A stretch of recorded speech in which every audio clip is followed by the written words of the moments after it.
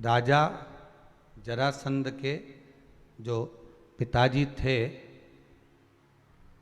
शंकर के बड़े भगत थे। कथा का ध्यान करिएगा, भागवत जी में सुना है ना। जरासंध कैसे मारा था? एक तिनके के टुकड़े कर कर फेंके, भीम ने देखा बीच में से, जरासंध का पिता, राजा जरासंध के पिता बड़े भगवान शंकर के भगत थे, शिव के भगत। उनकी 2 धर्म पत्नियां थीं, पर संतान नहीं थी। एक दिन शिव की आराधना कर आ रहे थे, शंकर ही गुरु का रूप रख लिया। अभी आपको कथा में कहा था शिव गुरु है, गुरु शिव है।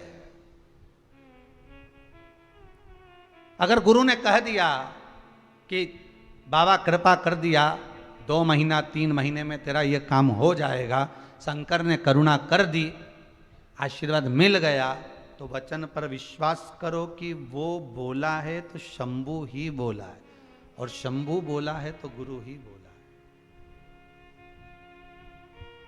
वो गुरु, वो शिव शंकर के मंदिर से आ रहे थे, राजा जनक जरासंध के पिता। संतान नहीं थी, और मार्ग से आते आते आज आंख में अश्रु भरे हुए थे पिता के। वहीं शिव गुरु का रूप रख कर आ गए। क्या हुआ, क्या बात है, क्या हो गया? 2 धर्म पत्नी पर संतान नहीं। हमारे शास्त्र हमको कितनी सुंदर सीख देते हैं कि दशरथ जी के घर में संतान नहीं हुई तो उन्होंने गुरु जी के सामने जाकर हाथ जोड़कर निवेदन करा कि मेरे घर में 3 धर्म पत्नियां, संतान नहीं है।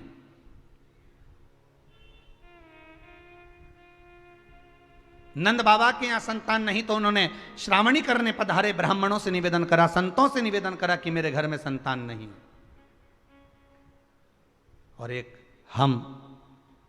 हमारे संतान नहीं, या कोई तकलीफ है, या कोई कष्ट है, या कोई बीमारी है, या कोई रोग है, तो हम गुरु से नहीं कहते, हम गुरु के पास जाकर नहीं कहते। हम तो सबसे पहले ये जो ढोंग करने वाले होते हैं, प्रपंच करने वाले होते हैं, ये जो तुम्हें लूटने वाले होते हैं कि आओ और देकर जाओ, जो तुम्हें लूटते रहते हैं दिन रात, मैं तेरे को ये बना कर दे दूंगा, मैं तेरे को ये डोरा दे दूंगा, मैं तेरे को भभूति दे दूंगा, मैं तेरे को ये प्रदान कर दूंगा, तुम बस ले जाना, फेंक देना, ये ऐसा हो जाएगा।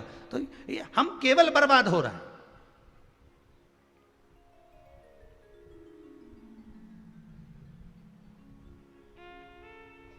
हम भरोसा नहीं रख पाए भगवान पर। एक बार गुरु के सम्मुख में, एक बार परमात्मा के सम्मुख में, एक बार मेरे ओघड़ी दानी मेरे शंकर के सामने जाकर कहो तो जरासंध के पिता जब लौट कर आ रहे थे, शिव सामने आकर पूछ लिए क्यों, क्या बात है, तुम मंदिर से आ जा रहे हो? मंदिर जाते समय और मंदिर से आते समय आंखों में अश्रु नहीं होना चाहिए। भगवान को तकलीफ होती है कि ये मेरे पास आकर रो रहा है, इसको क्या हो गया, इसका दुख कटा, तब तो ये मंदिर आया है। व्यक्ति गुरु के दरवाजे, मंदिर की चौखट पर या परमात्मा के दर्शन करने तब पहुंचता है, किसी अच्छी जगह पर, भगवत भजन की जगह पर तब पहुंचता है। शिव महापुराण में, राम कथा में, भागवत कथा में व्यक्ति तब पहुंचता है जब उसका दुख भगवान काटना प्रारंभ कर देता है कि अब इसका दुख कटना प्रारंभ हो गया। अगर मंदिर जा रहे हो, देवालय जा रहे हो, कथा में जा रहे हो, सत्संग में जा रहे हो, भगवान की कथा में पहुंच रहे हो, तो समझ लेना कि भगवान ने अब तेरा दुख काटना प्रारंभ कर दिया।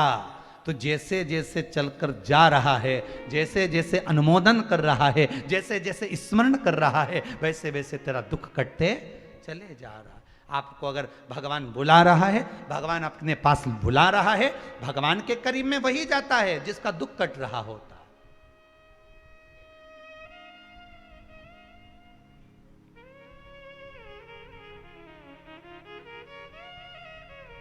कहाँ दिल्ली, कहाँ मुंबई, कहाँ पूना, कहाँ गुजरात, कहाँ महाराष्ट्र, कहाँ राजस्थान, कहाँ कहाँ से लोग स्मरण करते हैं कि हम उज्जैनी जा रहे हैं, हम महाकालेश्वर जा रहे हैं, हम ओमकारेश्वर जा रहे हैं, हम कुबेरेश्वर जा रहे हैं। कितना स्मरण करते हैं लोग। कब जाता है व्यक्ति? जब उसका दुख कटना प्रारंभ हो जाता।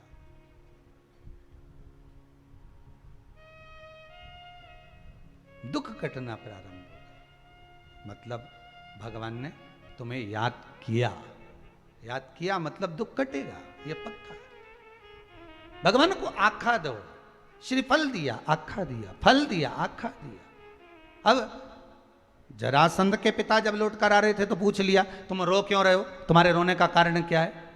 जरासंध के पिता ने कहा, आज मैंने संतान के लिए जो व्रत करा कि मेरे घर में औलाद नहीं, संतान नहीं, मेरी दोनों धर्म पत्नियां घर पर इंतजार कर रही होंगी, मेरे अन्न का भाग नहीं खाया, केवल फल का आहार मुझे करना है, मेरे घर में संतान नहीं है।